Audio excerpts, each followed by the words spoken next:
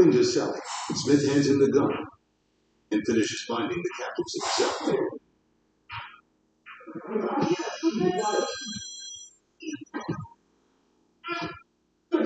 Over the next few minutes in the small apartment above the bustling Manhattan street.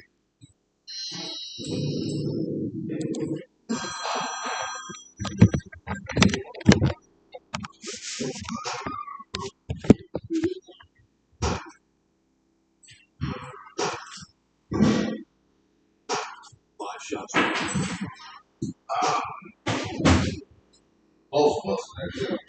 Jennifer murdered Jason Blue, and then the shooter came out of that room. 4 people were on the floor, and at close range, he attempted to dispatch all 4 of them by shots to the head. There can be no equivocation as to what the intent was. It was just a depraved act of trying to rob 4 people of their lives. I think they could potentially identify the shooter. Sally and Smith hurry down the stairs and make their escape. They head back to New Jersey with $1,000 and about a pound of marijuana. I went there to try to get the drugs. It was never my intention to rob them. And I definitely didn't shoot. Up in Jennifer Stahl's apartment, 5 people are left for dead. What Sally and Smith don't know is that their attempt to dispose of all the witnesses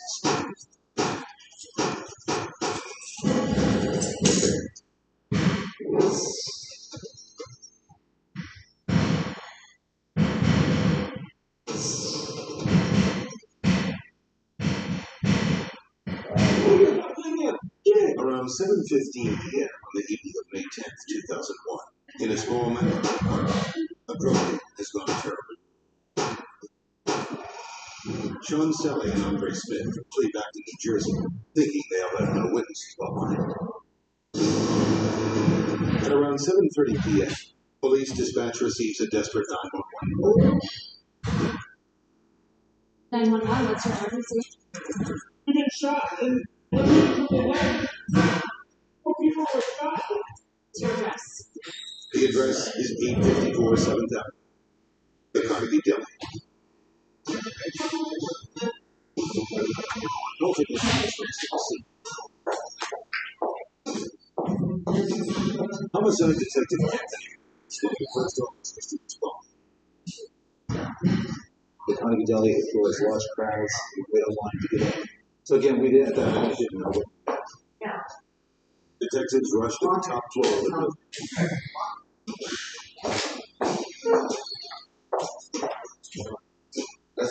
And those apartments, they're small. So you got to picture a small area with 4 people lying on the floor. It was just horrible. Right away, we didn't think this was a regular robbery because you see that many people shot in the head in that area of no force entry. A, somebody she knew. B, that this had to be some sort of hit. Amazingly, 2 victims survived their wounds, save when they flinched as the shots were fired. Thank God they survived. And also survived to be a witness. So they were very good. Without them, I don't know if this case is solved. Homicide detectives interview the survivors as the forensic team gathers evidence. They test for fingerprints, pull bullets out of the floorboards, comb the apartment for DNA. The killers have left incriminating traces behind. Sergeant Detective Brian McCabe is assigned to supervise the matter.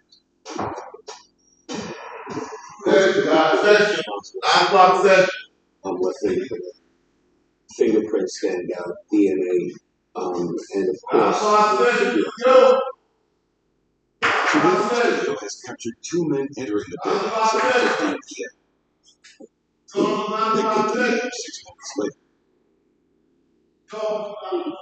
Another key piece of information is provided by survivors.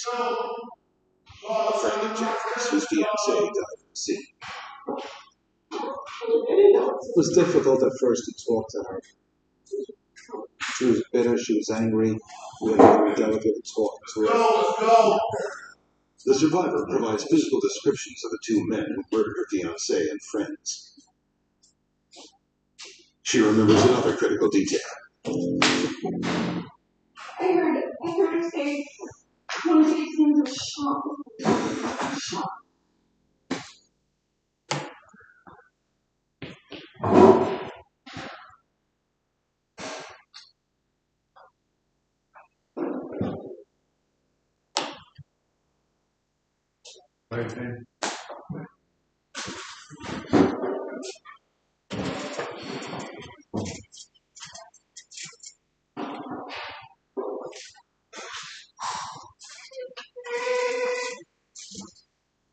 Morning, everybody.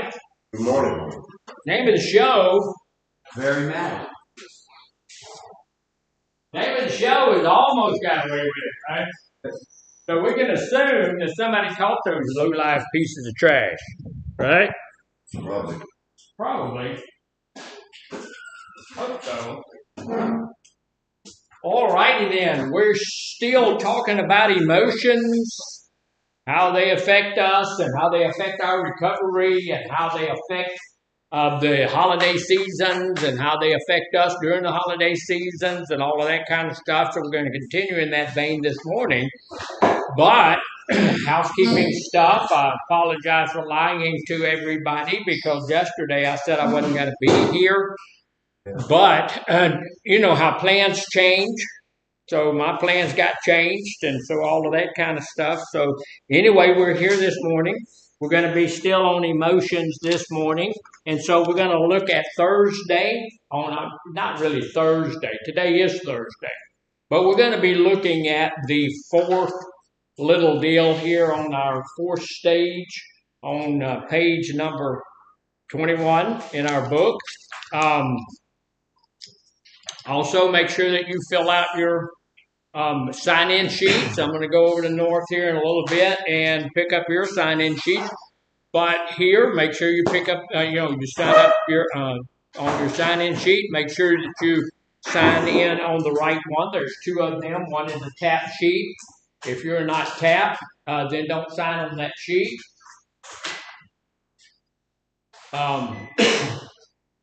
The other one is HHSC. That's everybody else. So just make sure you've got your name on there on the right sheet.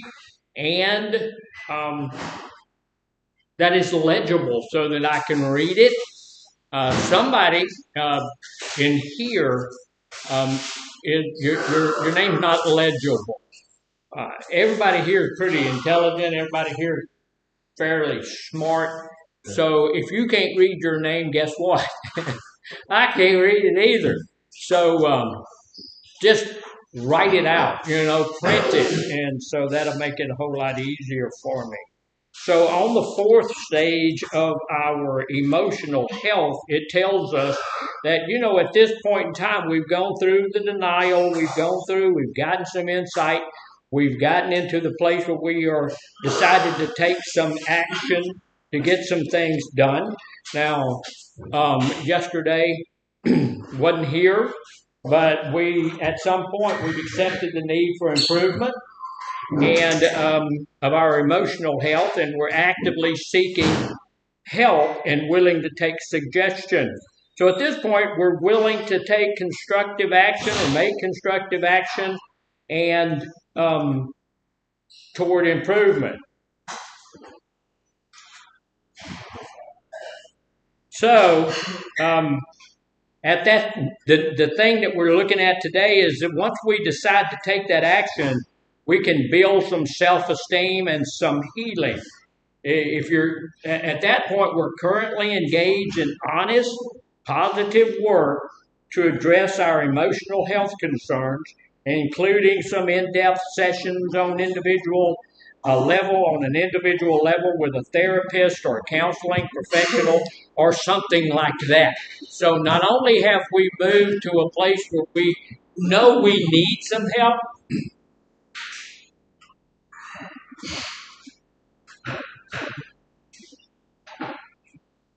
but we are actually willing to do that, and we have begun to do that.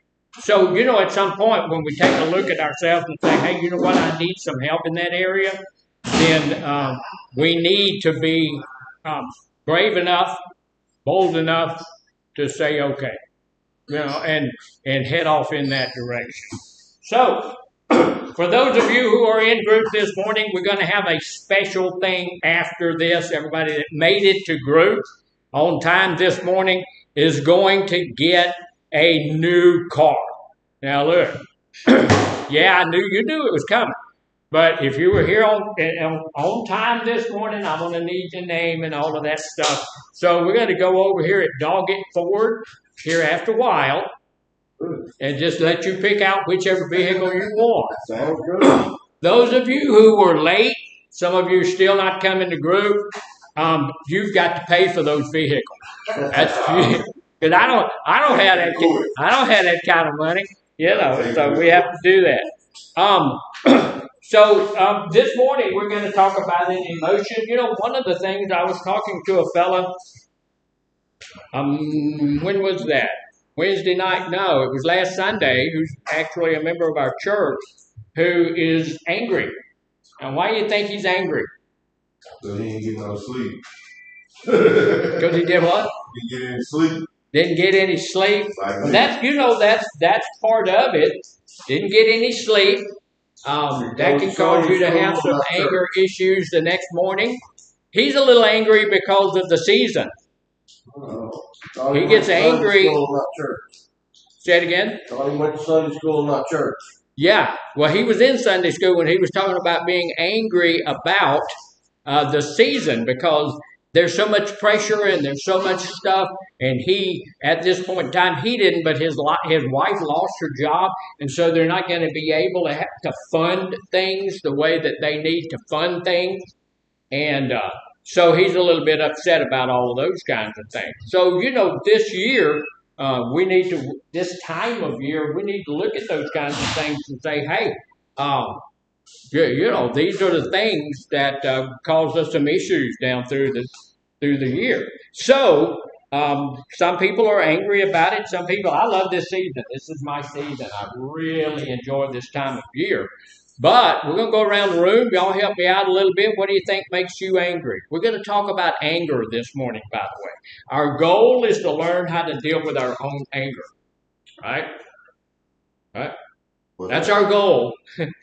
So, the guy up here is what? Angry. Yeah, he looks like he might be a little angry. Right?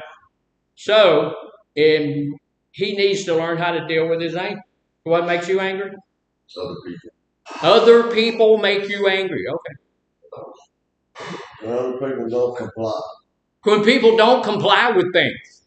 Yeah, they're not supposed like eating their lunch or their breakfast in group. That makes you angry? That's an exception. Oh, that's an exception? All right. What makes you angry? Things really don't make me angry. Okay. I get angry. I'm angry at myself for spotting what makes me mad. Okay. He gets angry at himself for allowing things to make him angry. So what makes you angry? He stupid play too much and they don't take things a little bit serious when it needs to be serious. Okay. People play too much, don't take things serious. I like to play. I do. I enjoy playing. I enjoy making jokes, and I just enjoy that. But when it's time to be serious, it's time to be serious. I agree with it. What makes you angry? Being selfish. People being selfish. Okay. What makes you angry? Too much. People playing too much. Again, what makes you angry? People, places, and things. People, places, and things. Yeah. What makes you angry? Things don't go right. When things just don't go right. What makes you angry? The same as Justin and Omar. I'm sorry, I didn't hear that. The same as Justin and Omar, really. People, places, and things whenever things don't go right. Okay, all of that. Yeah. Okay. So what's the same about all of those things that make us angry? What's exactly the same about all of them? They make you angry. What is it? Caused by other people. Angry. Caused by other people? A boundary has been crossed. Say it again. A boundary has been crossed. A boundary has been crossed. Yeah, I got boundaries. No, the thing that's the same about all of these things is that they're not true. That's not what makes you angry. Now, we've been through that, and some of you have been through the class before here and probably over at North, but people don't let that sink in because the next time we do it, it's the same thing. So we need to get a hold of this and just let it be part of who we are. People, places, things, stuff cannot make you angry. You allow yourself to be angry. Anger is a secondary emotion. It's not a primary emotion. Fear is a primary emotion. Depression is a primary emotion. Anger is a secondary emotion. So everybody think about the last time you were really angry. You chose to be angry. You did that. Nobody can come and do something to make you angry. Now, there's some things that people do that I choose to get angry over. Oh, we make a rule. This is a rule. And I break it. Somebody breaks that rule. I sometimes that gets a little bit aggravating to me, and I can get a little bit aggravated over that. But I understand that that's me allowing myself to get angry over what somebody else is doing. Right. And Yes. I don't let it get to me that bad, so I feel like I'm And you don't do it that bad, so I do it pretty well. Yeah, I don't kill people or anything like that. But there are some things that aggravate me. And then when people break the rules, why do we have rules? In this group, why do we have rules?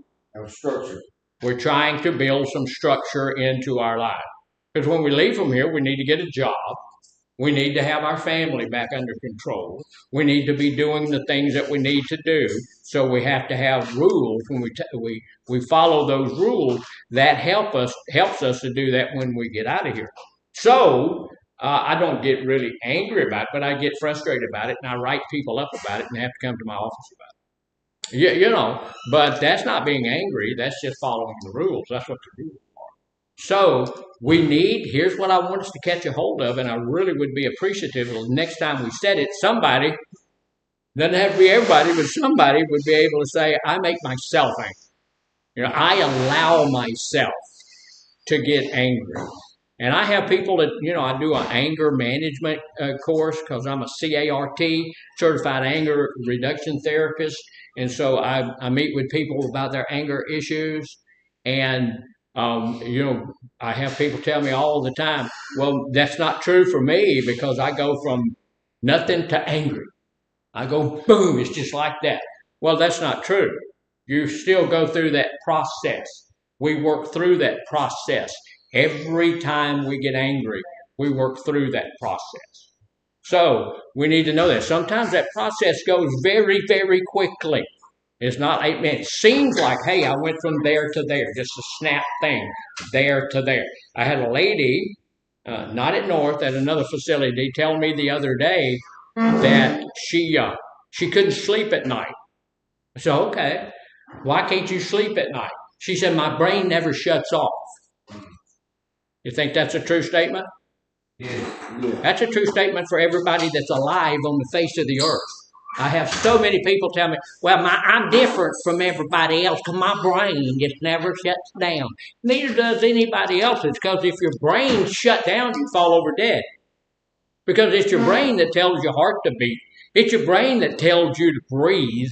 It's your brain that tells you that your respiratory system to work and all. So nobody's brain shuts off. So we just need to figure out what we're doing that's keeping us from going to sleep. So this guy up here is looking a little bit angry, right? One of the things we're going to do is go through. I wrote a book on anger, and we're going to use that book a little bit today, maybe tomorrow, because we're not going to finish it probably.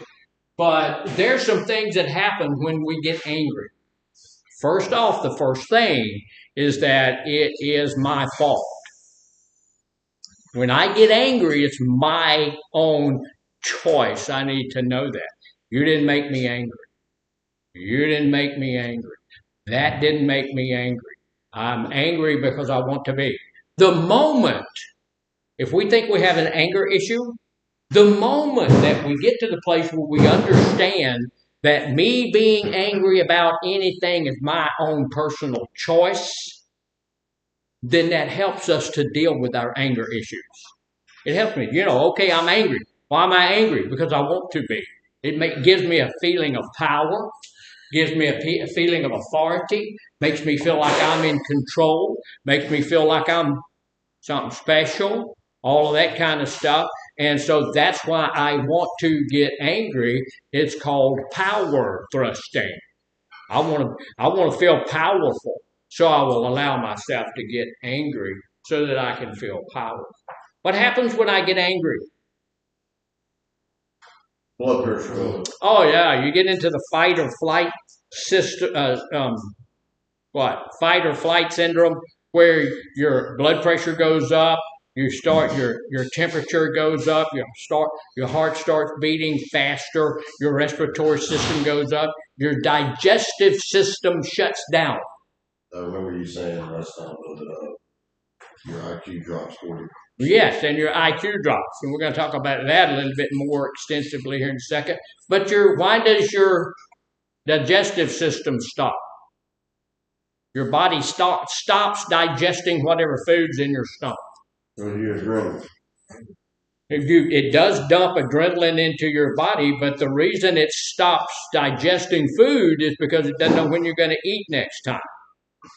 So it will try to hold the food that you have, slow your digestion down to very, very, very slow, very low, so that it can hold on to that.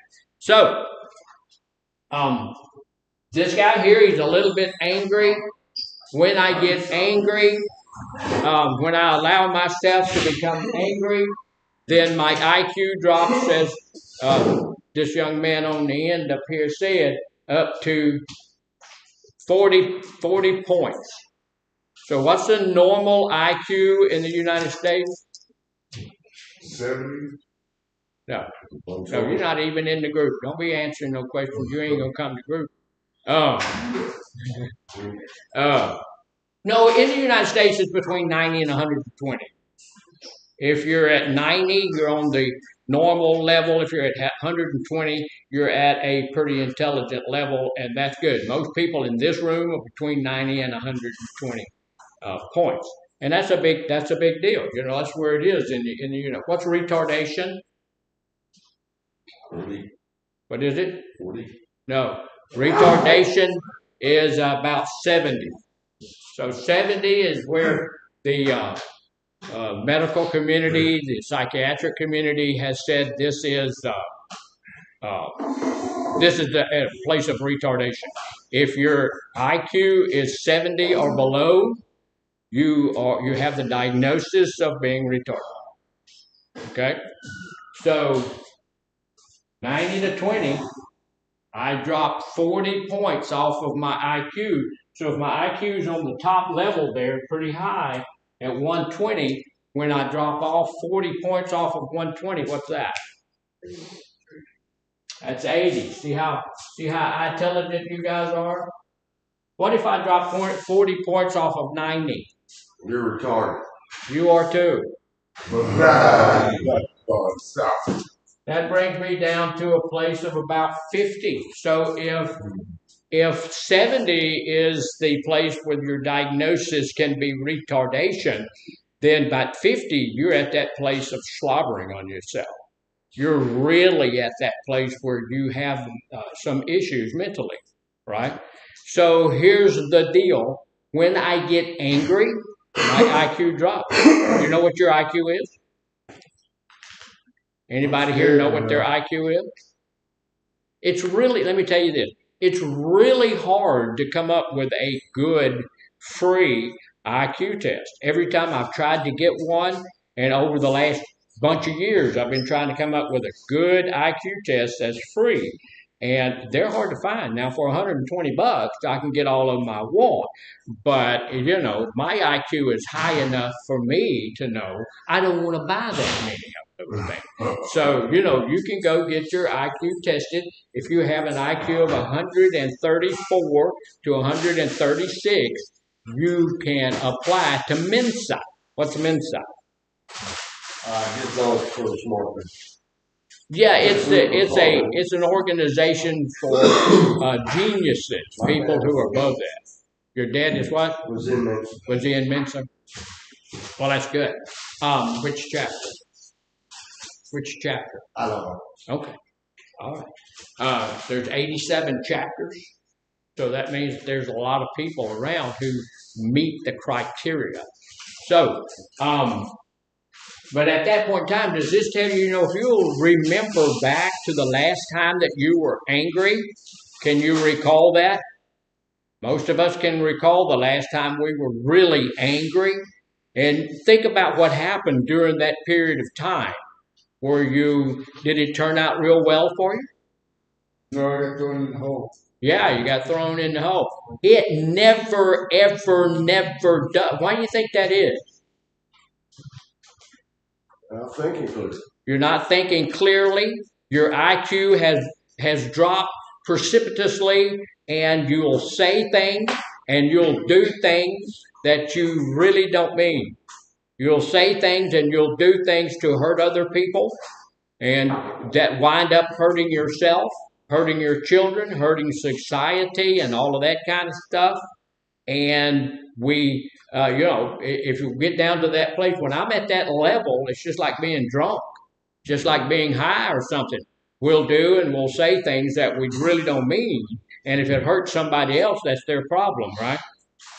But when we get back ourselves and we get to our IQ comes back and comes back to the place where it's supposed to be, then we suddenly realize that, hey, that was a dumb thing. I don't need to be doing those kinds of things. But at that point in time, what's the problem? It's way too late. I've already punched that person. I've already slapped that person. I've already insulted that person. So that tells me that I should be in control of my own anger, right? I should be. And that's why we've had some people get angry in here and all of that kind of stuff. And they get angry because, why do they get angry? Somebody tell me why people get angry here in Treva. Say it again. Things don't go their way. Things don't go their way. Why do they get angry? They choose to. They choose to.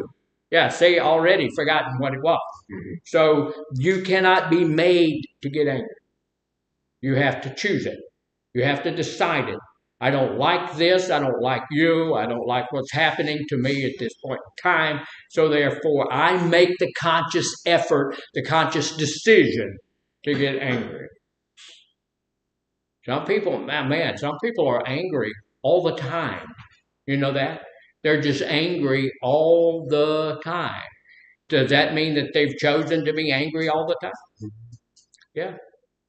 Yeah, they do. Now, there are some clinical things that can mess up your clinical things can mess up your mind and all of that kind of stuff, and you may need some medication and stuff for that. But about 95% of the time, people who are angry people don't have to be. They choose to be. Because why? What's the one biggest thing that makes guys angry? One reason that we as men decide to become angry people. If somebody hits you. No. Because we can't support the superior. What's that? Superior. You think you're superior? Disrespect. We want to be able to support. Control. Okay. Anybody else? Controlling. Controlling. Want to be controlling? Yes. Women. Women? No. Men blame a lot of stuff on women, but that's not true. That's not true. If you can't, if you know how to deal with women, just sit back a while. Maybe when you mature, you will. So, anything else? The biggest reason that men decide to become angry is because of fear. We're afraid. And so here's the deal. If I'm scared, I'm not going to tell you I'm scared, am I? I'm not going to respond to you in fear, am I? I'm going to respond to you in anger because of two things. First off, that mask the fact that I'm afraid. And secondly, that puts whatever I'm afraid of, it pushes that back from me. About 99% of the time, when a guy is angry all the time, we go back to the genesis of why he's angry, and it's fear. What is it with ladies? And see, there's always objects. Maybe, like you said, somebody hits you. Maybe I'm afraid, and see somebody comes up, I'm afraid of physical things. You know, you're about to drive me crazy with your hair. You're about to nut me out, man. So, you know, we're afraid of physical altercations and stuff like that. You said women folk, sometimes we're afraid of the opposite sex. We're afraid that we're going to be less than in their eyes. We're afraid we're going to not be able to perform the way that we need to, physically, mentally, spiritually with that other person. But it's still fear that's causing us to choose to be angry at that person or at that situation. What is it with women? With women folk, what do you think it might be? I don't know. It's fear. Fear too? It's fear, but in a different level. Ours, the reason we choose to be angry is just blanket fear. There's something there. The reason, if I have somebody that comes to my anger group, the first thing I'm going to look at is find out why they're afraid. And when I figure out why they're afraid, then we can deal with whatever they're afraid of, and that usually takes the anger away from them. If we can't take the anger away from them on that level, then they go see a therapist because they need something deeper than what we have. With ladies, it's fear of abandonment. It's fear that they're going to be abandoned. Here I am. I'm a young lady, and I've got two or three children, and I'm afraid that I'm going to be abandoned, not only by the feller that's in my life, but probably by my family and my friends and all of this kind of stuff. So a very angry young lady usually has abandonment issues. So there are reasons that we respond most of the time in anger. I have looked at most of the people here, and I don't see a lot of that here in this group. Although, how many people here feel like they have anger issues? I do. All right, Yeah. See, usually because we've been talking about it, nobody raised a hand. But last time we did it, most of the guys in the group raised a hand. And, because we use anger to get past our fear. And we use anger to get past our frustrations and all of these kinds of things. So what's frustration? Second cousin to fear. I'm frustrated, so I'm going to get angry, but that stems from me being afraid. Yeah. So this brings when we do, here's the reason, anger is a normal emotion. It's a normal emotion. It allows us to do some really good, neat things. It allows us to defend ourselves, right? And I've told the story 1,000 times, but y'all don't remember it, so I'll tell you again. There was a guy, I don't remember where they were. They were up like in Oregon or somewhere in the woods, and the wife and the daughter and the son and the dad are walking down this boardwalk that they made out through the woods, probably in a state park or something. And as they're walking, a bear, a black bear, I believe, jumped out of the woods on the wife and starts to just do all these kinds of things to the wife. And what did the husband do? Jack the bird. Say it again? Jack the bird. Well, he's in the state park. He ain't got no hunting. He ain't got nothing to shot the bear with. Although in the state park, you can carry your weapon if you have a carry permit. So you can openly carry in the state park. But what did he do? What did he do? He said attack. He said he shot the bear. Is what he said. What did you say? Attack. Attack. I'm sorry. Oh, here, well, you know it, and you still don't speak with that. So anyway, yeah, that's exactly what he did. He ran over there and started beating on the bear. What did the bear do? Got off legs. The bear turned the loose of the lady, and the guy's punching him in the snout and wherever he can, and the bear took off. So what happened to the guy? What had to happen to him? It's a driven fight. They got the fight. He went into that fight or flight thing. His intelligent look. You know you can't beat a bear. You cannot whip a bear. You ain't big enough. You're not strong enough. Bear is 7 to 8 times stronger than you. He's gonna whoop you in a minute. But when you get angry at what the bear is doing, you will do stupid stuff. It was the stupidest thing he could have done. You know, the smartest thing probably would have been to grab his 2 kids and run, let the bear eat his wife. Right? He would have saved his kids and himself. That would have probably been the wisest thing to do. But when he got angry, his IQ dropped by 40 points.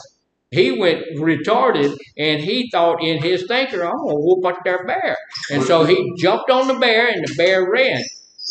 That was God protecting him, but he had, look, his IQ had to drop to that level before he would attempt that. Is it such thing as adrenaline pop in? Oh yeah, the adrenaline hit the fight or flight syndrome came in there. What the fight or flight syndrome says, look, I can either it raises up all of this stuff. It does all these things that makes your muscles stronger and all of this kind of stuff. And I'm going to do something. I'm either going to take off running or I'm going to go in that direction and fight whatever is headed toward me. So, but something like that, knowing you cannot defeat whatever's ahead of you, but you take off on it anyway, that's going to lower, when your IQ is lowered like that, then you'll be able to do that. But if my IQ never did lower, I wouldn't be doing something like that. There's another story of a guy who did the same thing with a shark, and all kinds of good stuff. My wife, we were in Kansas, and when I was in the military, and she's a dog lover, and there was a German Shepherd that was walking down the road actually, and we got out of our car, and she just kind of talked to him a little bit, and that dog went nuts, man. He was screaming and yelling and doing all of that kind of stuff. And I was drinking a soda in a can back then, and I let that thing go and whopped that dog upside the head and got between my wife and that dog. And I'm going, I got angry with the dog. I was scared, but I was also angry. This big old dog, and he cuss me out for about 3 or 4 minutes, and then he took off. You cussed him out? Yeah, I probably did at that point in time, because I was upset. But the point is that anger will allow us to do things that we wouldn't normally do. And sometimes that guy there was a hero in my estimation, but anger will also allow us to do things that are not good for us. We've had some people get angry here in treatment, walk off. Stupid. Do some ignorant stuff, walk off. They go. All right. And so, and you're talking to them, and you say, look, you're going to lose all of this, you're going to lose that, you're going to lose all. Okay. There you go. Yeah. When you get angry, you can't rationalize it. No, it takes all of your rational thinking away from you because you're at that place of retardation. So, this is why it's important for us to be able to deal with our own anger. So here's the thing. Is it okay for us to vent our anger? Yes. Years ago, we used to teach that. You need to vent when you're having an issue. You need to yell about it. We had that thing called the primordial scream, where you go out in the back and just scream. And then we had a thing where we would bring couples in and give them styrofoam big old tubes, and they would beat each other with the tubes, and they'd feel so much better when they went home from our offices and all of that kind of stuff. And then we figured out that's not good. Venting is not good. It's not. No. Talking about it is not venting. Talking about it is what we need to do. But, so what's the difference between venting about? Well, venting means I'm doing something really extreme. I'm beating somebody or I'm screaming about. If you're mad at this guy, what's the best way to vent your anger? Talk to him. No, that ain't venting. The best way to vent your anger on him is go beat the crap out of him. If you beat him down and beat on him a lot, then when you get through, your anger is vented. It's gone. I always heard people saying about just venting it out. Because it doesn't work. Talk to you about it. Talking is not venting. Venting is when I'm screaming about it or I'm doing something to get the energy out. Talking about it, if you're angry, you can't talk about it. You may yell about it, you may scream about it, but you can't rationally sit down and talk about it because our IQ is way down here, our rationalization efforts are gone. So we can't do that. So here's the deal. What is this? Teapot. That's a teapot. Yeah, that's a good. See, it makes me feel good. At least somebody knows what's a teapot do when you heat it up? It boils. It boils up. It gets the water inside the teapot hot, and at some point, what does it do? It releases pressure. It vents it. It vents it. It's got to let you know those teapots are whistle. That's a venting. So it's venting off all of the steam, right? So what happens when all the steam is vented off? Water's gone. And the water's still there. The water's still boiling. Water is in here. Make a noise. And it's still boiling, but the vent closes. This is a check valve. So the vent closes, and it stops making the noise. Yep. But what happens? As the water continues to heat, it blows off again. No, it don't evaporate. It blows off again. It'll vent again. And then the vent will stop after a while. And then the water heats up to another good place and it vents it again. So this is what venting does. It lets the steam off for a little while, but the issue is still there. So how do we stop this thing from venting? How do we stop this from venting? Turn the stove off. Turn the stove off. Put cold water in it. We could put some cold water in it, but that's not what we usually do. We just that wouldn't deal with the base issue. Base issue is that, like I said, there's a stove under there. There's a fire under this thing here. So what I need to do, if I want this pot to stop venting, I need to get rid of this fire. Right? Now the fire is turned off. How many more times is it going to vent? Wake up in my group, please. How many times is it going to vent? Probably no more. No more. Once you turn the fire off, it don't vent anymore. Say it again? There's no pressure. There's no pressure in there. There's no something there to vent. So here's the deal. If I am an angry person, I'm angry at you, and I go outside and do a couple of 2 or 3 primordial screams, and I go beat on the wall, and I do something like that, that's venting my anger, and that vent, that's going to make me feel a whole lot better. But whatever I allowed make me angry is what? Has power over you. It does, and it's still there. It's still there. Venting does nothing to deal with the issue. Venting doesn't help us. So what I have to do is figure out what this is. Uh-oh, that's not right. What this is. I need to figure out why I have to vent. WTI is what it's called. Slow down your heart rate. Well, it will slow down your heart rate, but that has nothing to do with why I'm doing it. I'm doing it because you are saying something, or you are doing something, or I'm afraid of something. I need to look, see as a guy, what I'm scared of. As a lady, why I'm scared of being abandoned in that issue, in that situation. So what it is, if I can deal with the issue, then I can deal with the anger. Venting does not deal with the anger. Venting helps you feel better for the moment. But that same issue is still there. You're having an issue with your spouse and you go out and vent, okay, you got it taken care of. When you go back home, your spouse is still there. The same issue is still there. And before you know it, you're angry again. I'm dealing with that situation right now.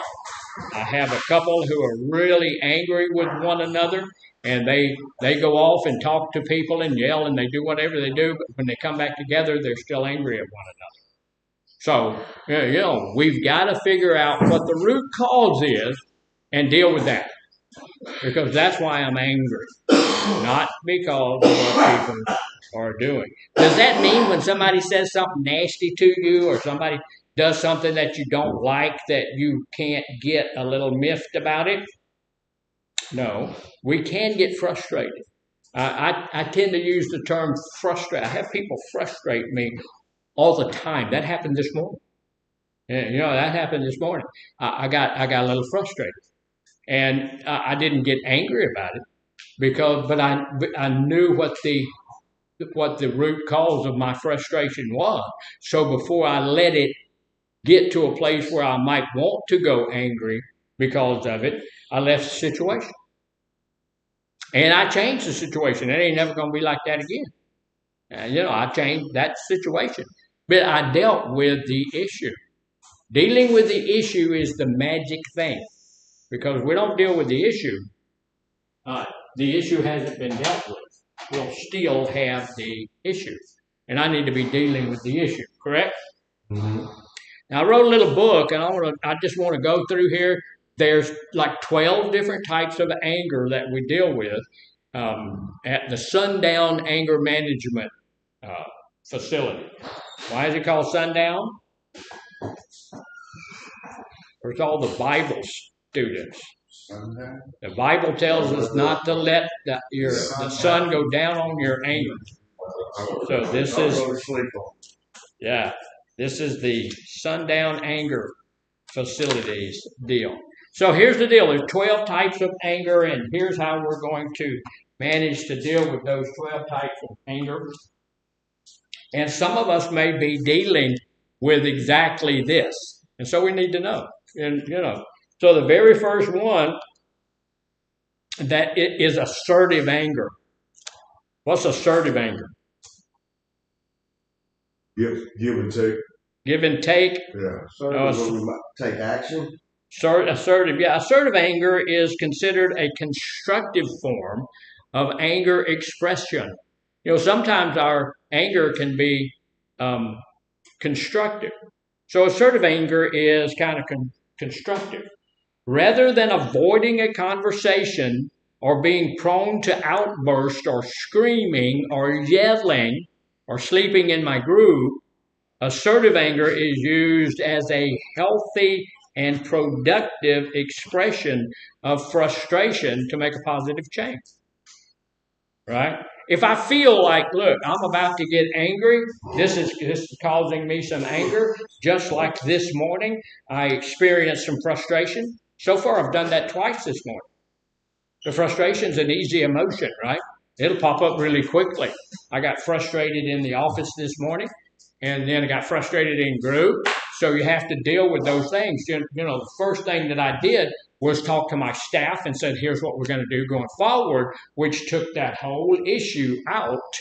And so I dealt with it. The issue that I need to deal with, and I'm going to do that after a while as well.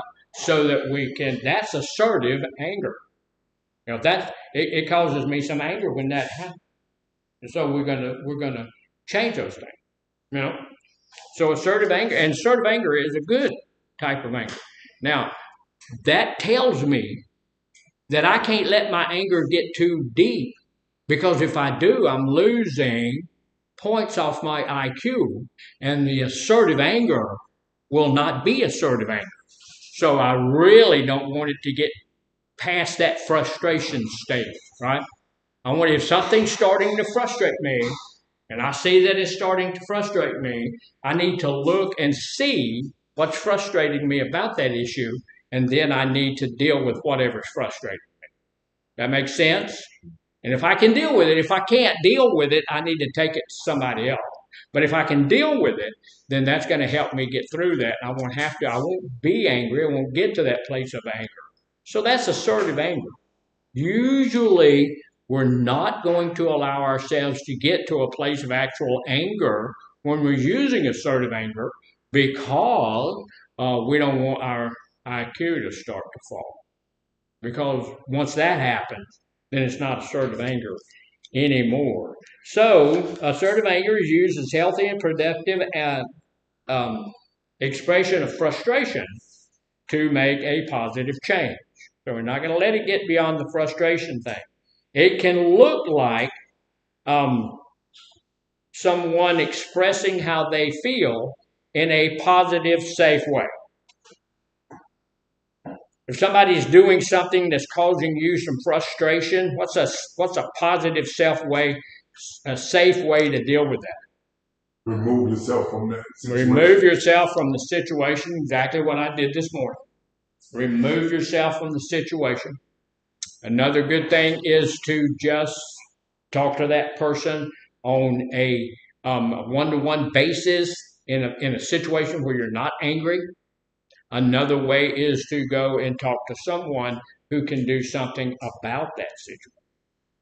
Yeah, so we have to do what we have to do. Now, this is a skill that can be taught. We can teach ourselves how to do that. And so sometimes this stuff sounds like sounds a little sophomoric and all of that kind of stuff, but it really works. We can teach ourselves to when we're frustrated with our spouse or frustrated with our friend or frustrated with our boss even, to say something like, look, you know what, I feel a little angry when that happens. I really don't want that to happen anymore. You're sitting next to me in group and you're breaking wind. You're Putin, and that makes me feel a little frustrated because I don't like that. And that can be done in a good way. Assertive anger is combined with the appropriate body language. If you're doing communication and you're trying to communicate with somebody, how much does your body language play into that? Yeah, a whole lot. If you're standing like this and you're saying, I don't want to be angry, that's already comes across. I'm going to get defensive. There's been some folks in here, and I worked out at the prison for 16 and a half years, and I've had folks do it. Somebody want to walk up real quickly on you. And they don't have a real problem. That's just how they do things. But that's not a good way to do things, is it? Because that makes me feel threatened, and when I feel threatened, then that gets me to a place of frustration. I don't want you to do that. And when people do that, that's exactly what I tell them. Hey, let's talk about that because I don't want you to do that. That makes me feel threatened. I'm not trying to threaten you or anything. I know that, and I don't want you to get hurt. So we don't need to do that kind of. Don't do that. I want to be safe, and I want you to be safe. So you have to be in a safe thing.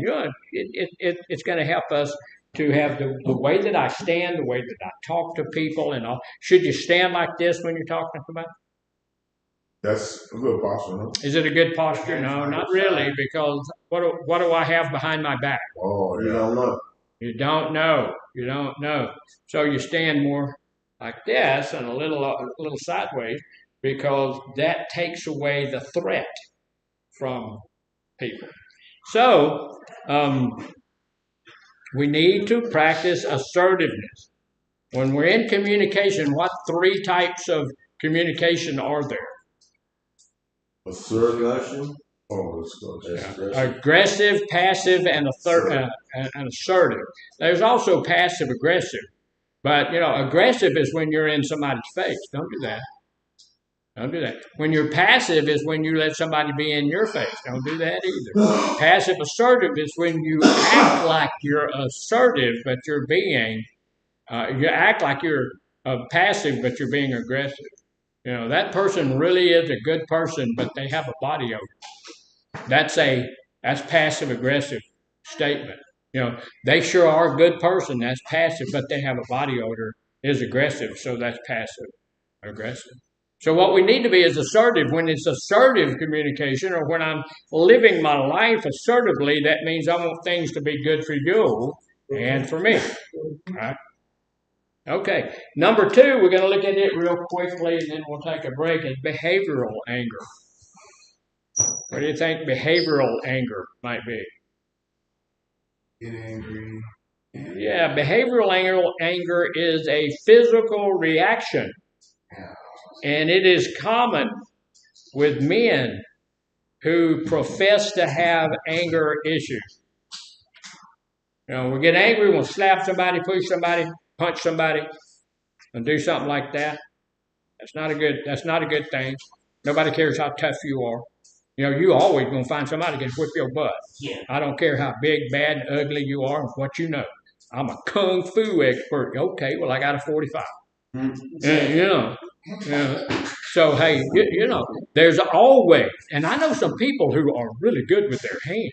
You know what I'm saying? I mean, they are really good with their hands. But I know professional boxers who can, you don't want to get in a circle with those people, because they can do. But there's people who can whip them. And so running up on somebody like that, you may find yourself in a place you don't want to be. It's like that old country and western song, I've got a tiger by the tail. You get into some of those situations and you can't figure out how to get out. Let us be friends. I've decided I want to be your friend. So this can be dangerous, as it can be expressed through violence, physically slipping into destructive or displaced anger. Behavioral anger is impulsive, it's unpredictable, sometimes ending with unhealthy legal or interpersonal consequences. We've had some folks in here sometimes who had some stuff like that. And there are always consequences to that. Always consequences to that type of anger. So we need to make sure that, hey, you know what? If I'm suffering from behavioral anger, I need to go tell Dr. Manor that immediately. I need to go sit in his office and say, I have this issue with behavioral anger. It makes me want to beat people up and all. You need to tell me that. And I'm going to get you the type of help you need, because you don't want to come up and do that, to everybody. That don't work. And that is not a good plan for your life. You don't need to respond to everything in that way. Does that disrupt anybody for her yelling and screaming and doing it? Yeah, that's disruptive. We don't want to be angry about it, but it is disruptive. So behavioral anger can present itself as intimidating behaviors. Y'all ever had anybody try to intimidate you? I get that all the time. I get mean mugging. I get people laughing at me in the class. I get people looking like all that kind of crazy mess. I am sure that's frightening to some people, but I ain't one of them. I don't get all. I ain't scared. So you're just not that scary. You might want to try to be, but you're not. So you need to get the point all of that. Cornering somebody, raising your voice, running out of group at the inappropriate time, throwing things, shoving people, doing physical stuff like that. Look, here's the thing. You may think you do, especially when your IQ drops, but you don't have the right to put your hands on me. And you don't have the right to put your hands on that other person. And you don't have the right to put your hands on anybody. So if that's one of the issues if that's one of the issues that you have, you need to let your counselor know, and you need to get the type of help you need to get beyond that. Because that can be very, very dangerous. It leads to domestic violence. What's that? That's spouses beating on one another, beating on the children, doing some things that are just unacceptable, right? And so we need to make sure that we're not doing that kind of stuff. So it can lead you to some type of interpersonal things, which means you're not. Look, how many people know that I don't want to be around somebody that look, I'm not going to live with somebody I'm scared of. Ain't no way. There's no way. You're not going to be at my house long. If I'm scared of you, you're leaving. I'm not going to do that. And so in here, never been afraid of anybody in here. Not planning on doing it. But if I get afraid of you, you're not staying here. You're leaving. It's just the way it is. I'm not going to work somewhere I'm afraid. I worked in prison for 16 and a half years. Never was afraid. Never was afraid. Because, you get to that place, you can't go to work scared, and you can't be in a family where you're afraid of what that person might do. So here's the deal. If we have this type of anger going on in our lives, the first thing we need to be is honest with ourselves. This is what I do when I'm angry. You know, I can be dangerous to people when I'm angry. I had a lady that was in my anger group. She got fired up. She got so angry. She ran out through the facility. She ran out the front door. She reared back and punched an oak tree. Broke her hand. Broke just about every bone in her hand. And the guys came, one of them came, got me, and said, you need to come out here and do something. So I did. I went out there and she's sitting there and her hands all tore up like that. I said, is the tree okay? And she got angry again. I said, well, look, babe, you still got one good hand. Punch the tree again. Let's see what happens. So she was coming to the anger group, and they spread all of her fingers out and put this apparatus on there that held all, and she had to walk around like that for like a year. You got like a whole ton of bones in there. That was not good. Y'all know? And see this thing here, like Miss Courtney coming to disrupt my group. I can allow that to frustrate me, make me angry. But look at it. Look at it, see? And just go ahead. Sorry. Go ahead. Yeah, you have to, you know. Yeah. So that's frustrating. So I'll be talking about that. I'll be back. Yeah. Don't miss it. So chronic anger, no, that's the wrong one. Some of these, look, we need to think about different ways that we can deal with that anger before we begin to become physical, right?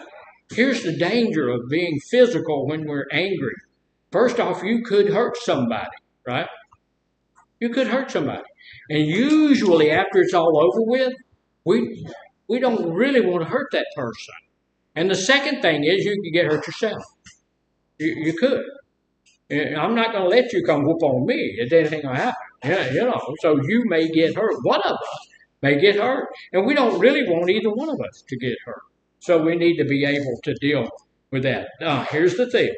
We can ground ourselves and get ourselves to where that's key for us. We need to practice consistent emotional regulation. And what is emotional regulation? I need to get to the place where I realize I'm beginning to do this. My emotions are starting to go up, and I need to regulate that. I need to stop that. I need to hold that down. And if it means, like Mr. Adams said, leaving the situation to help me regulate my emotions, then that's what I need to do. I need to get up and leave. Usually when I start to get angry, my IQ starts to drop. I want to stay there and be confrontational. But I need to get to a place where that's not what I'm doing. Instead of being confrontational, I need to be doing something else. I can take some deep breathing exercises. I can go exercise, do something like that to get my mind off of that stuff. So there's some of the things, you know, we had here not too long ago, we had an issue where someone got really, really angry. Some of you may have been here. Ran through slamming doors, did all kinds of crazy stuff, and he had to be confronted. And it escalated to the point that he was removed from the facility. You know, so that was not helpful. It was not good for him or us. So we need to be at a place where we can deal with our emotions. And sometimes emotional regulation has to be regulated by outside forces. What's an outside force that can regulate my emotions? The cops. Cops can regulate your emotions. You know, we called the police that day. We had 5 or 6 of them show up. Big guys, one little girl. You know, they all showed up and said, okay, what you gonna do? And all of a sudden, he was perfectly calm. Oh, nothing. Oh, okay, thought so. You know, you got 7 people standing here with guns. Yeah, you ain't gonna do anything. You know. But that regulation is better if I can regulate it from inside here instead of an outside force. Right? Or I can use a minimal outside force. When your counselor says don't do that, then we don't do that. Right? Or when the RA says, hey, you can't do that, then we take that for what it is, and we don't do that. So, what can be, we need to understand what the underlying issue that causes an over-the-top response. What causes an over-the-top response? So, sometimes we have those over-the-top responses. Sometimes, look, when it'll get right here and that's good enough, sometimes we'll go to here and have an over-the-top response. We don't need to do that. We need to be working on regulating ourselves. So when we get back from our break, we're going to go to 20 minutes after because we did all that. And nobody told me, let's cut it out. So we'll be talking about chronic aim. How long did you break, Mr. Chick? Till 20 minutes after.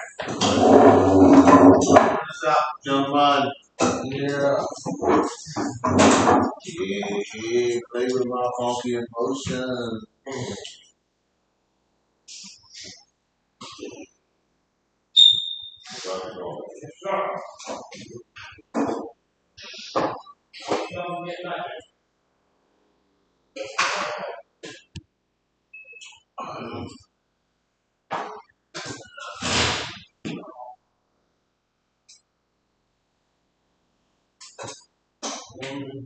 Mr. Hill, how you feeling?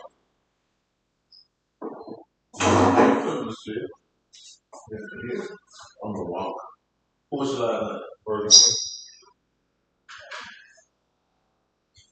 Mr. Hill, everyone came yesterday. Got a story you got last. That's why. And got that. Yeah, had on yesterday. I don't know what I about you. I'm good. I'm good. Check something out. There it is. You know what I right. That's what's up.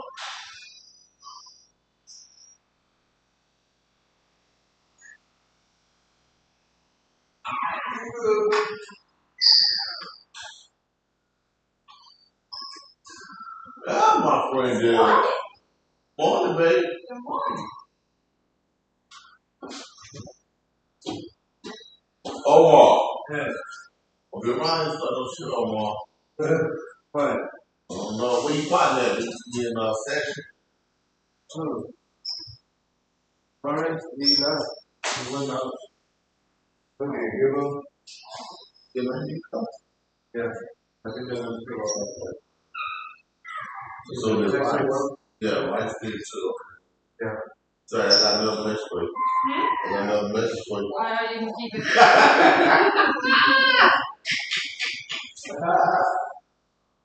One more. What is that? It's taking big.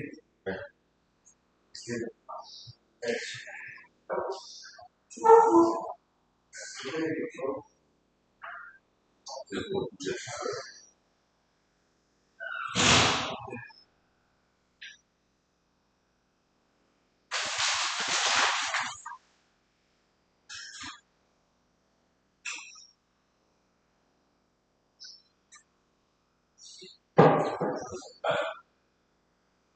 Gilbo gum, Gilbo rice, legs, and Nico.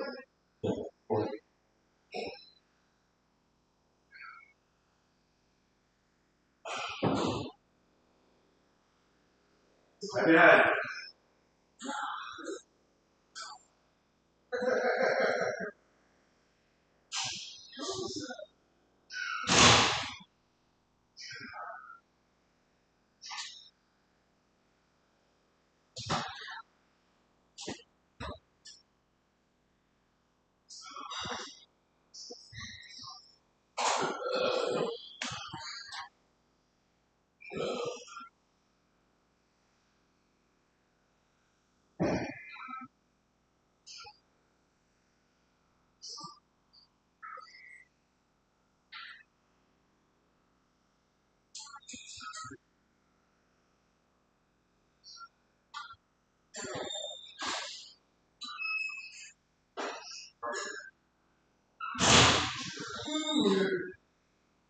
Yes,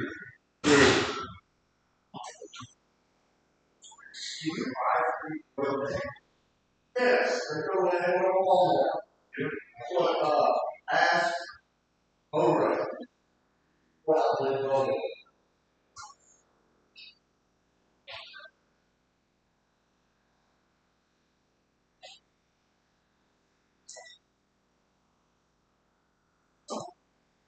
My food stamp shit.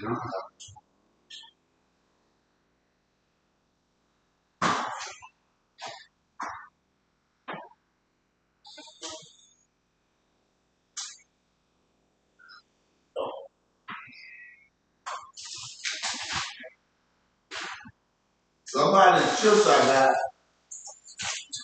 I'm sleeping on the table.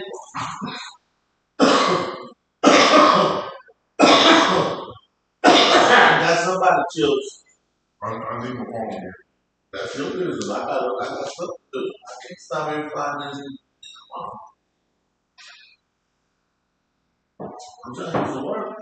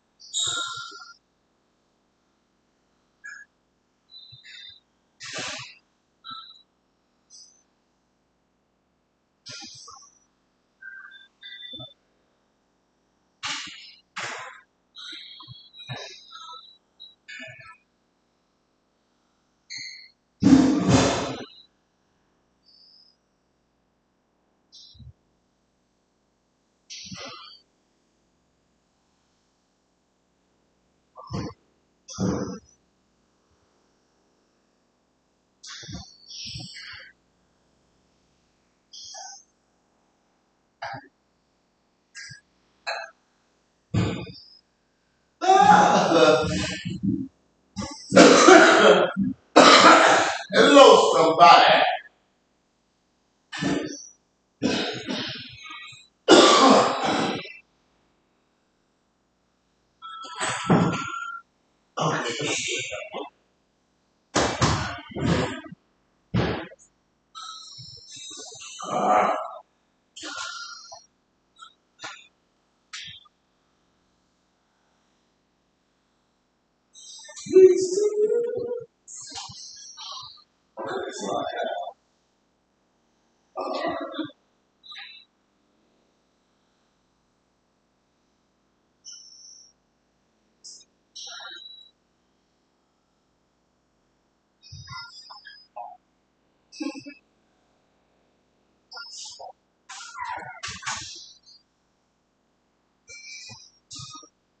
Still my lines.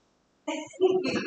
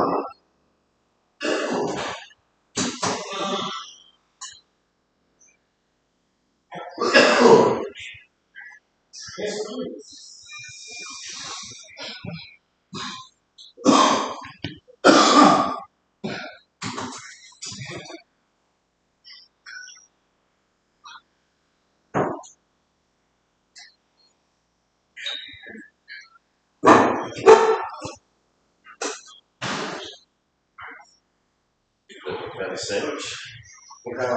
I brought it. Hot dog.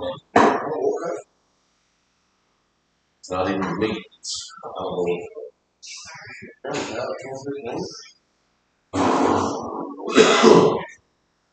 Some kind of.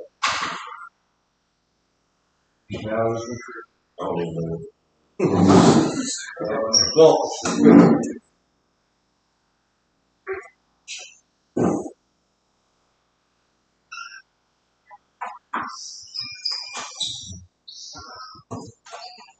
I quite was the I quite.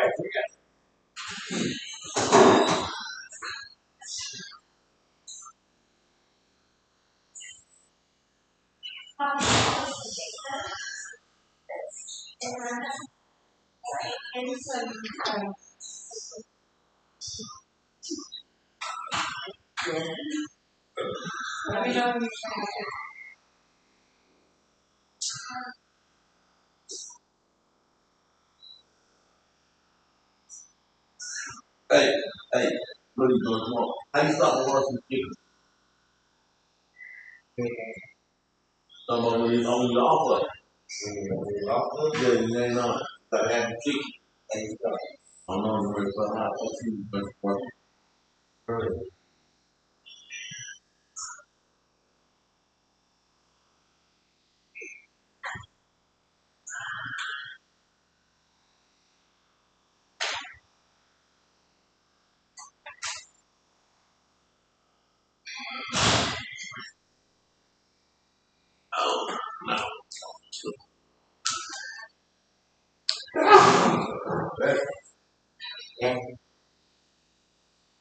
That's the lighter man.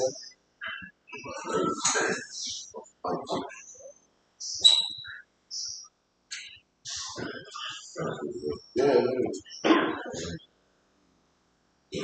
huh?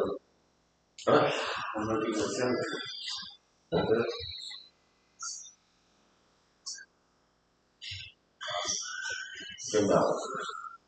Make sure.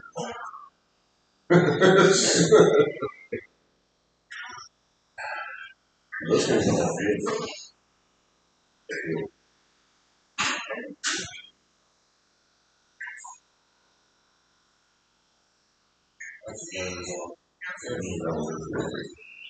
There it is.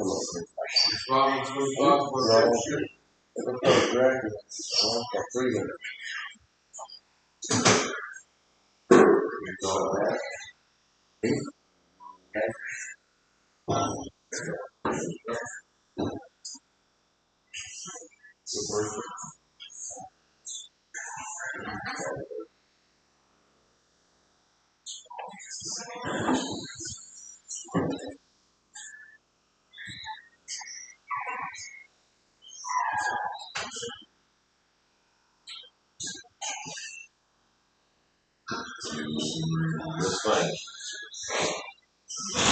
My name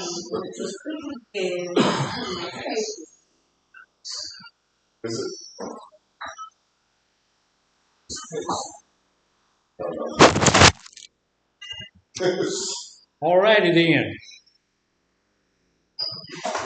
get this thing underway so we can get it done. Everybody all right with that? All right, then. Where you been? Sir, Where you been? I've been in there with the council. No. You didn't know that, Mr. Chief?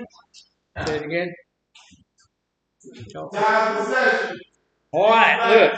We're talking a little bit about anger and types of anger. These are some of the things that I deal with in my little clinic, and we see a whole host of these things all the time. So one of the biggest ones, we see this a lot, is chronic anger. What do you think chronic anger is? Happens a lot. Happens a lot. That's a good way of saying it. Yeah. Chronic anger is we usually just respond to everything that we respond to in anger, and we're angry all the time. And I will tell you this, that people who are chronically angry, they are usually not socially adept. That means that they don't do well with other people. Chronic anger is typically directed toward other people. It's directed toward situations, and sometimes it's even directed toward ourselves. Someone said that they were in group, but they're not at this point. So it can impact self-esteem, and sometimes it can fly under the radar, while causing a lot of damage in our lives. Chronic anger often looks like a continuous, low-level feeling of anger, resentment, irritability, and frustration. So if you're just totally frustrated with life and the way life is going, and being an addict and having to be in treatment, everything in the world, you're just frustrated with the way things are going. You don't like your counselor. You don't like your pod mates. You don't like what's going on. You don't like the RAs. You don't like the program. You don't like the food. All of those kinds of things, that's a sign of chronic anger. There are some good things. There are some good things. Out there in life today, there are some good things. If we cannot find any of those, that could be a symptom that we are suffering from chronic anger. Because of how people experience anger, they may have difficulty processing and expressing their needs. They're angry all the time. That can impact health, stress levels, and relationships, as well as recovery. If I'm angry all the time, somebody comes and tells me, look, this is the rule, or this is what we have, this is your treatment plan. I've had a guy crumple up a treatment plan and throw it in the garbage while I'm standing there. I worked really hard to get that treatment plan together, and he and I collaborated on it. We got it all together, and then he took it and he said, not doing that. Okay. All right. Yeah, this was at prison. So, an hour later, he comes by and says, Dr. Garner, you got a copy of... No. You're going to have to go find that one. So he had to go get in the dumpster because they had already picked up the garbage. See, sometimes anger is not a good thing. And sometimes it doesn't always work out the way we want it to. So, because of that, we can't express our needs well. That can it can impact our recovery. So some of the ways that I can manage that chronic anger is I really have to recognize that's what's going on in my life. Here's the deal. If nothing is good in your life, nothing is good. Nothing, one of the things that the big thing that Mr. Farmer told us at the party, y'all remember? Find the good. Find the good. That's what we're supposed to be doing this year, is find the good. In 2026, we're going to be looking at finding the good in things. And this is one of the things that people with chronic anger issues cannot do. They can't find the good in things. Everything is always nasty, ugly, all of this kind of stuff. We had a guy here, this was months and months and months ago, so it's not any of you fellas, but was complaining about the food. Just every day complained about the food. In group, would interrupt group to complain about the fact that we have sandwiches. He had been homeless. He had been home. Didn't have any food. Look, I have been homeless in my life. I will tell you this. I would have really enjoyed the sandwiches that we have here, right? I remember there was one time I was hungry. I was hungry. I hadn't had anything to eat in 2 or 3 days. You know how that is. And somehow, with the group of people that I was hanging with and all of that stuff, I always found something to smoke and I always found something to drink, but often I wouldn't have something to eat. Because look, I don't know about y'all, but when I'm using, I'm not eating, right? That's the last thing I'm thinking about. But then when I got sober, I came to this place where, you know what, it'd be really good to have something to eat. And so, that just really flipped me out. This guy didn't have any food at all, but when he came in here, he wanted to complain about the food that we're serving. Well, okay, we need to be looking for the good. And should have something to drink. Yeah.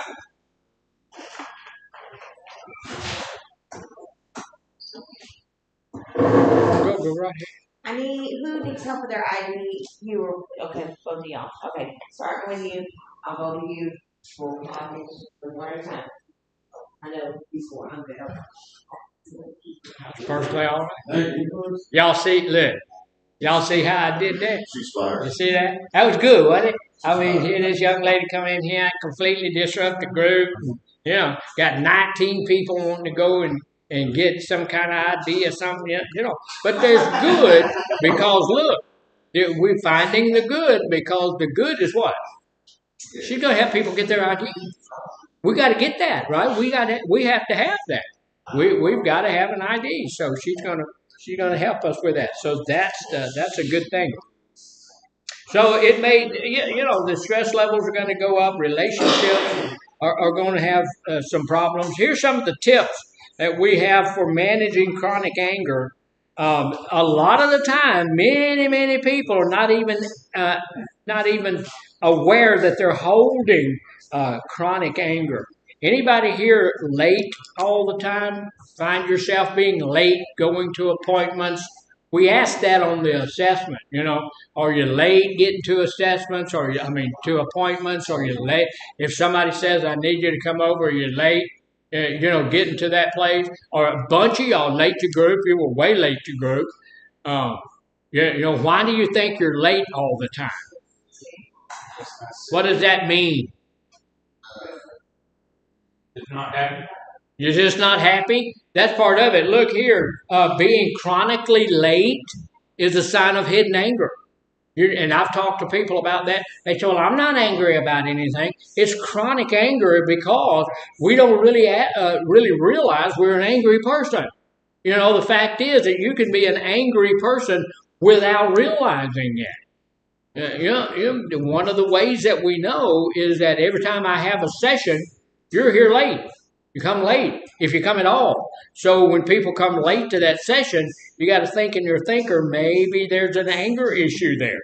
And that might be something. So when you're late to the group, and you're breaking the rules when you come to group and stuff like that, that gets related to your counselor.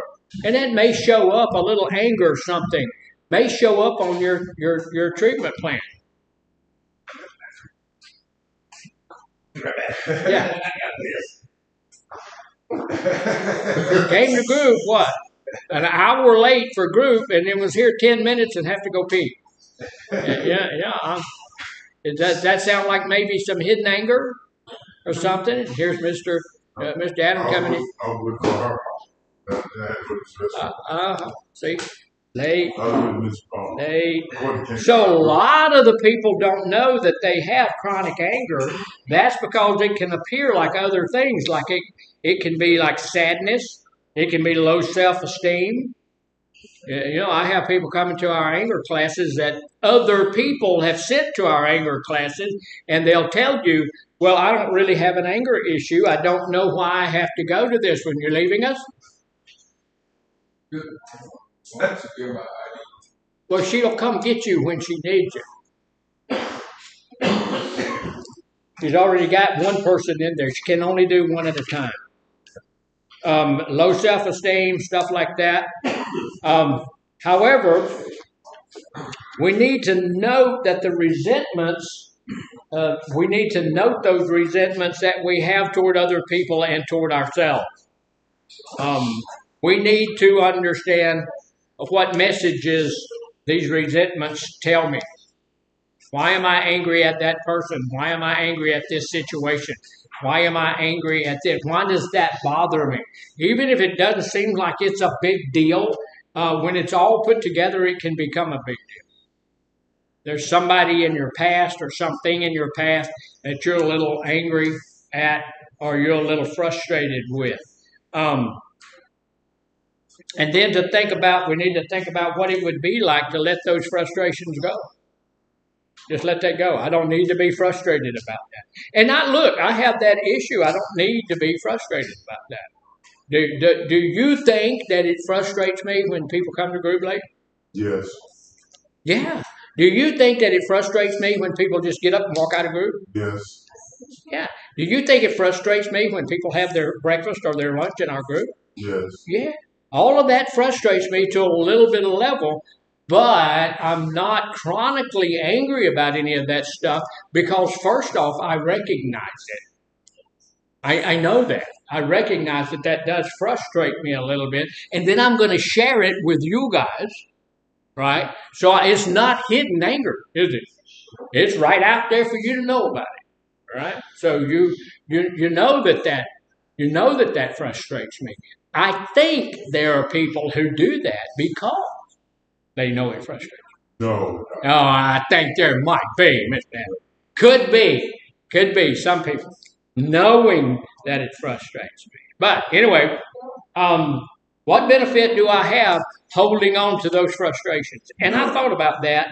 There was a time when I told myself, okay, look, if people are not interested, they want to get up, they want to leave the group, they want to do all this stuff, and when you're having breakfast, when you're having lunch, you're not paying attention. I don't care what you say.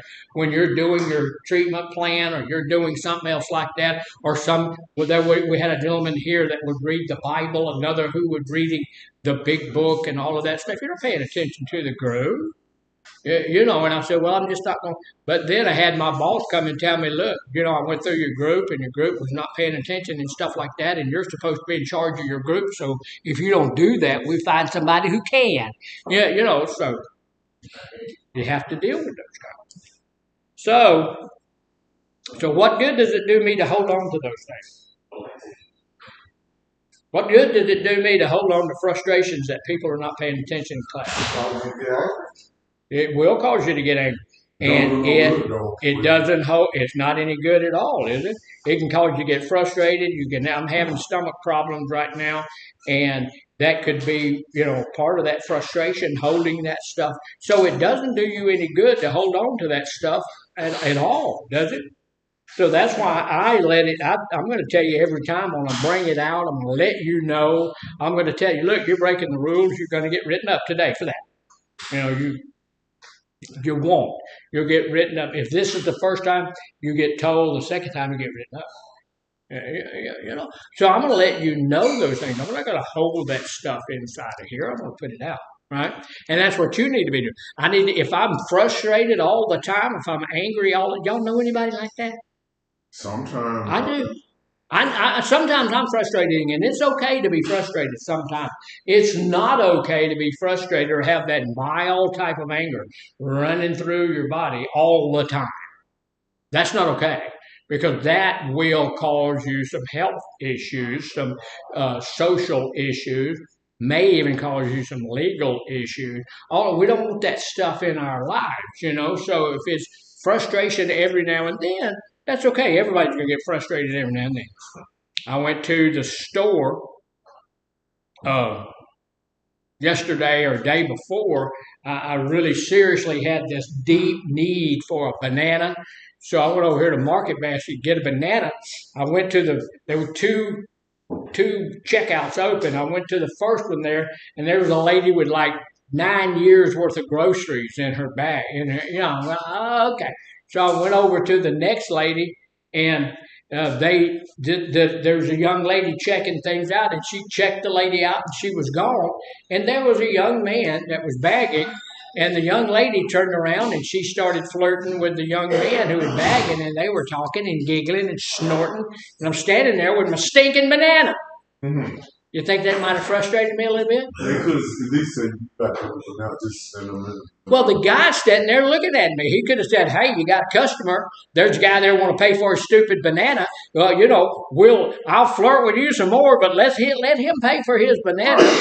So I stood there, and I'm doing this and I'm doing that. I'm not going to get frustrated. I'm not going to get angry at this young lady because she just likes the guy. So I'm not. But finally, I picked my banana up and said, "Hi, banana here." And she turned around and said, "Can I help you?" Well, yeah. But, things like you're going to get frustrated. There's going to be things that will frustrate you. But as long as you're not frustrated every day, all day long, you're probably okay. You're normal, natural, and that's all right. But that frustration that stays forever and ever becomes chronic anger, and you're not all right. And the people around you will tell you, man, you're always mad. You're always angry. As a kid, I don't remember how old I was, 16, 17. I got angry at my girlfriend. For what? I don't remember. I was 16, man. That's 60-something years ago, brother. So I don't remember what I was angry with, but I was angry with her. And I told her, she said, "What's wrong with you?" I said, I'm mad at you. She said, "You're always mad." And even at 16, I'm going, So it didn't bother her. She wasn't, but she let me know, I don't want to be around somebody that's angry all the time. So, I had to change some of those kinds of things. Mm-hmm. And so we might need to do that. We might need to take a look at that and say, hey, I don't need to be frustrated all the time. So we need to work on that a little bit. We need to answer these questions that can help us to start the initial work of unpacking our anger. So if I can figure out what it is that is frustrating me, what it is that is bothering me, then I can put out the fire that causes me to vent, causes me to do all that stuff. But I need to know what's going on, right? So the next one is pretty bad. And if you'll notice, they go from okay, not a good, constructive anger, a good anger, to a bad anger, to a good anger, one that's not so bad to one that's bad. So this one is destructive anger. And destructive anger is pretty bad. There's not a ton of people who suffer from destructive anger because most of those people are in prison. Society won't fool with you a long time if you suffer from destructive anger. Because I'm going to tell you how many people want people around them who's going to tear your stuff up. They're going to hurt you, hurt your spouse, hurt your kids. I don't want anybody like that around me. And there are places for people like that. So, in destructive anger, it's significantly unhealthy experience of anger that can have multiple negative effects. While there is limited research on this type of anger, like I said, most of these people are locked away somewhere. It's often seen in connection with the extreme end of behavioral anger. It's an extreme thing. This may include extreme irritability or even an outright hatred of other people. We saw this little thing y'all were watching this morning. We, almost got away with it. That's not something I watch. But those guys there, just people they didn't even know. They decided to pop a cap, tried to kill all 5 of them, all 6 of them. And, that has something to do with destructive anger. They were angry at those people just because they were other people, or whatever reason it was. Even these people hate other people, even when it's not warranted. I don't hate anybody. I don't hate anybody. One of my heroes is Martin Luther King. He is one of my, heroes. Look back at Martin Luther King, and he said, "Look, I'm going to judge a man He didn't say he wouldn't judge a man. He said, I'm going to judge a man by the character that he carries, by his integrity, by who he is as a man. And I believe that. It doesn't matter what color a man's skin is or anything like that, but how he conducts himself. I don't hate anybody. There's a lot of people I don't like. Sometimes there's people I don't like, but I don't hate anybody. Right? Okay. See, I don't like him. But I don't hate him. No, that's not true. I think he's a lovely. Destructive anger can look like verbal or physical actions used to hurt other people. Throw in breaking something that is important to that person. I see this with couples sometimes. He broke my mother's tea set. Oh my God. Why would you do that? Well, I was just angry and I just picked up No, you picked up something that was especially important to that person and you broke it. That's destructive anger. We have to deal with that. In relationships, it can present itself as stonewalling. Who knows what stonewalling is? Blocking them off. What's stonewalling? And false true, like, and like building. I don't know how to explain it. Okay. False true. Well, I don't know. What do you say? Blocking them off. Blocking them off and stuff like that. Yeah, shutting out their significant and other. false Emotionally. advertising. False advertising. Putting up a stone wall between the two of us. Yeah. Just my wife does that very well. I'll say something, she don't like it. I'll look over. I know she didn't like it because she's looking out the window. Yeah, she got nothing to say. That's stonewalling. That's pretty nasty. And they put that right up there with that thing of hitting, slapping, throwing stuff, breaking stuff. Destructive anger can impact many areas of our life in extremely unhealthy ways, potentially destroying important social connections, leading to the use of drugs and alcohol in an attempt to hurt people that we're angry with.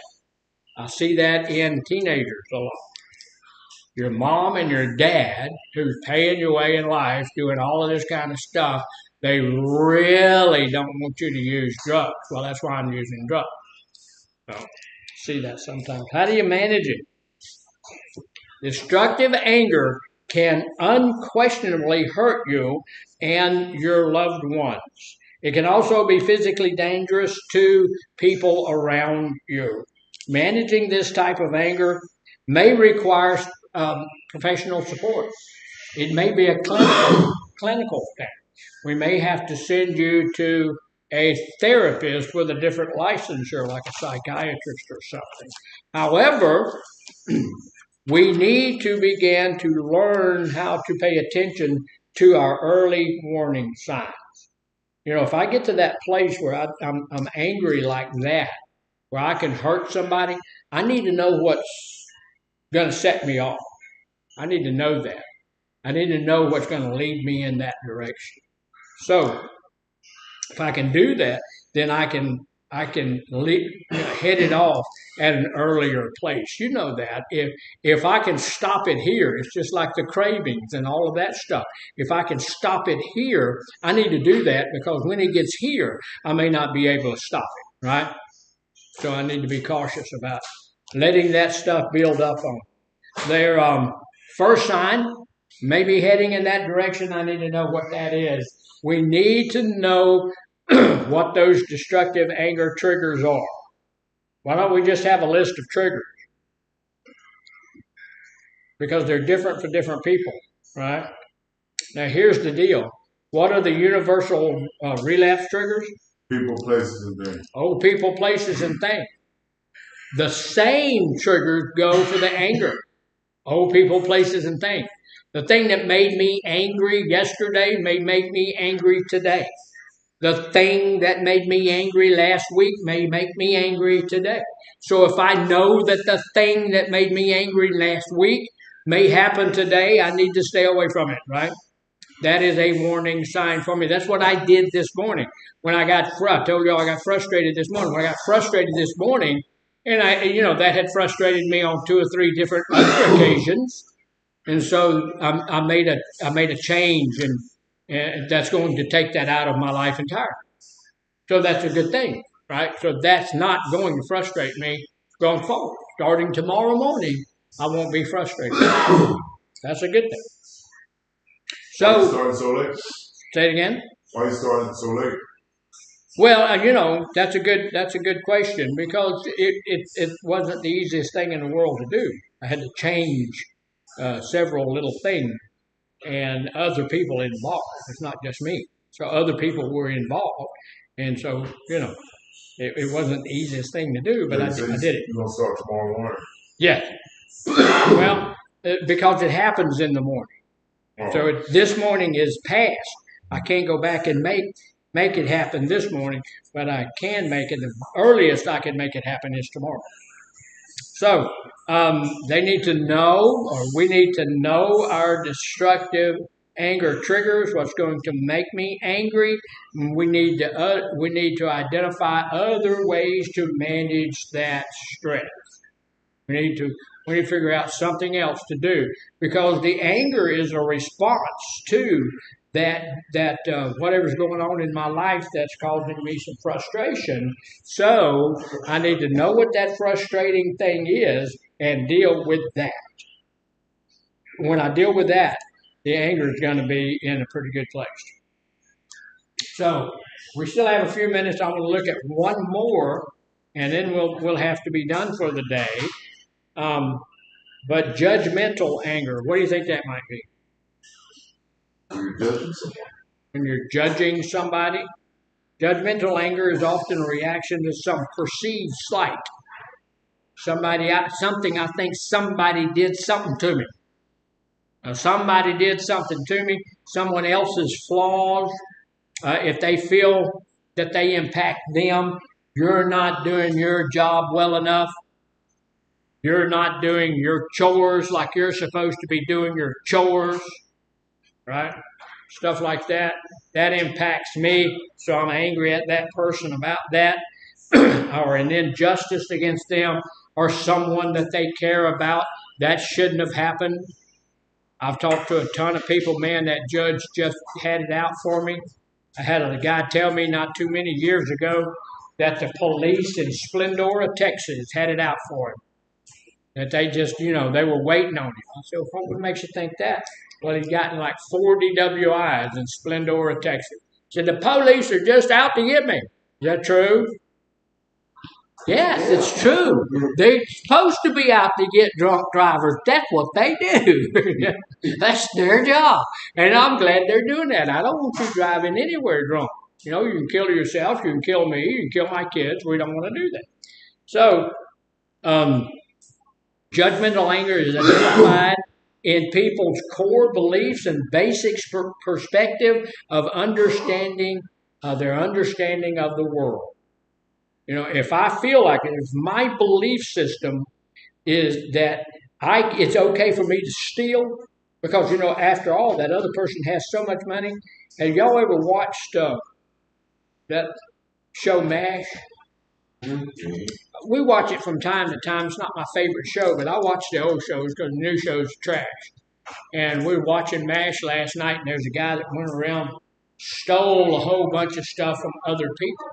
And when they caught him, this guy was a Korean, and they said, well, why did you do all of that? If you break my chair, it's going to frustrate me. Yeah. They said, why did you steal all that stuff? He said, well, I took it because I needed the money, and you guys are so rich that I didn't think it would matter to you if I took some little stuff.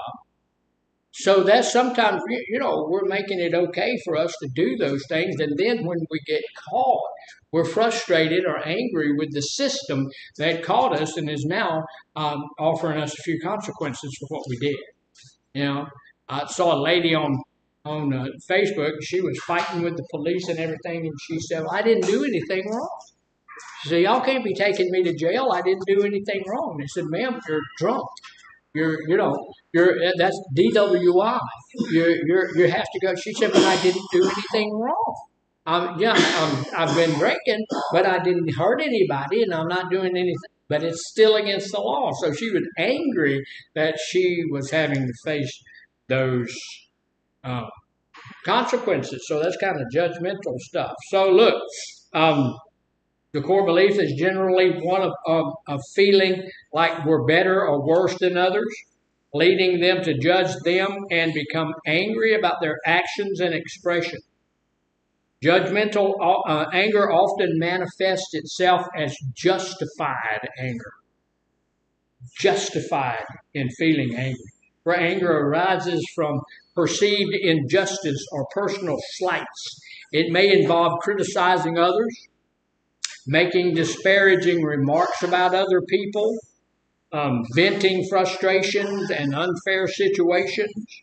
Over time, this pattern can strain relationships, hinder emotional support systems, and contribute to feelings of isolation and diminished self-worth. Do you want somebody around you who's always accusing you, bringing you down, always making disparaging remarks toward you and something like that? I don't want people like that around me. I don't want judgmental people around me all the time, right? I don't like that. Now, here's the deal. I'm going to tell you the truth. I'm not going to judge you. I'm an addict myself. I'm going to tell you what I know, and that's not being judgmental. That's just telling you the truth. But if somebody's judging everything that you do and making disparaging remarks about that, you're stupid. You can't do things right. You're never going to amount to anything. I don't believe that. One of the things we had the Christmas party. Y'all enjoy that? Yeah. And I know Mr. Adam did. He won something. Yeah. Anybody else win anything? Nothing? You got a certificate. I got a certificate. I also got 2 bags of candy and a blanket. Yeah. I didn't get that big old TV. You get your truck next year. I don't know. See, the thing about the TV, it was a random drawing. The thing about the SUV, you got to earn it. Mm-hmm. Got to get all those points. I'm already doing everything that well, maybe not everything. I haven't gotten the booklet yet, but I'm doing most of it. I pastor a church. I'm at church all the time. I go to the gym 3 times a week. So you could get it. I've already got all that stuff done. So I don't know if I'm going to win any points for that or not. So here's some tips for managing judgmental anger. We need to consider how judgment is a form of self-protection. I'm judging other people to make myself feel better about myself. So I need to take a look at who I am and see why I have maybe some low self-esteem that I'm dealing with, right? I will tell you, God don't make no junk. You are fearfully and wonderfully made. You are somebody special, so you don't have to feel like you are less than. That's just not true. Often we judge what we don't understand. Is there somebody that are doing something or saying something or acting a certain way? You need to pay attention to what they're doing. You need to take a look and see what's happening there before you judge that, right? Because you may not be judge-worthy. May not be that. So, sorry, I can't see it. Sometimes we judge because we dislike something in someone else that represents something that's in us or not in us.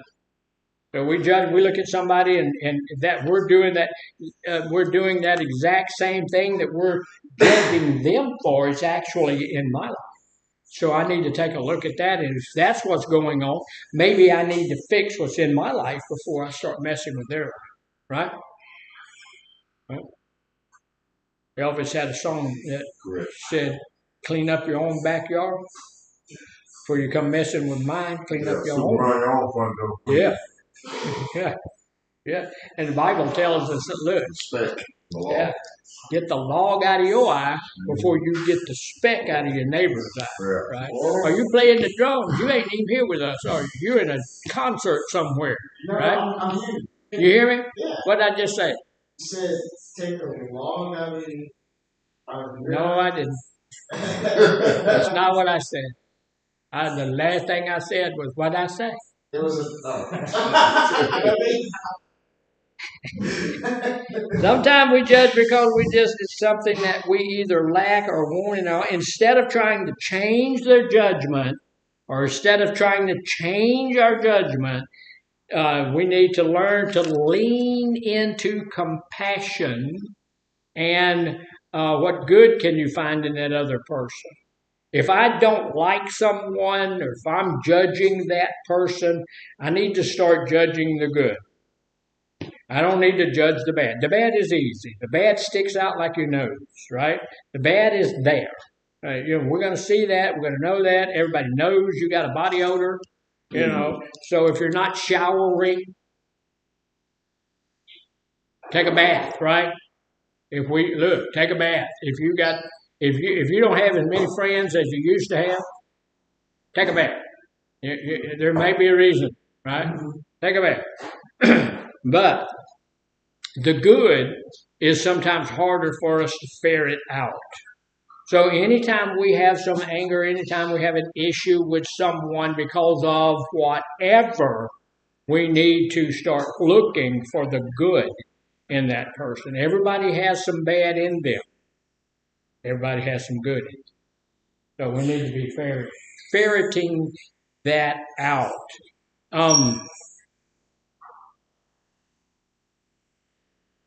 So this is another one. We're not going to go any farther because we have a bunch more to do. But look, here's the deal. One other thing that I need to question, I need to find the good in that other person, and then I need to ask myself, what may have led them to act in the ways they do now. 90% of the time, a person is trying to protect themselves. They're trying to protect themselves for doing whatever they're doing is a way for them to protect themselves. Do we have a right to protect ourselves? Yes. We do. What's the limit on me protecting myself? That's That depends. That depends. The limit to me protecting myself is when it begins to harm you. Right? If it begins to harm you, I have no right there. And not even if I'm saying it's protecting myself. Now, if you're shooting at me, if I'm shooting back, that's different. But if I'm doing things that I'm protecting my psyche, protecting my feeling, protecting my self-esteem, and it's starting to hurt your feelings or your self-esteem, I need to stop. I need to change that. Thank you, gentlemen. I appreciate y'all being here, ladies. I will be over in a little bit to get my stuff.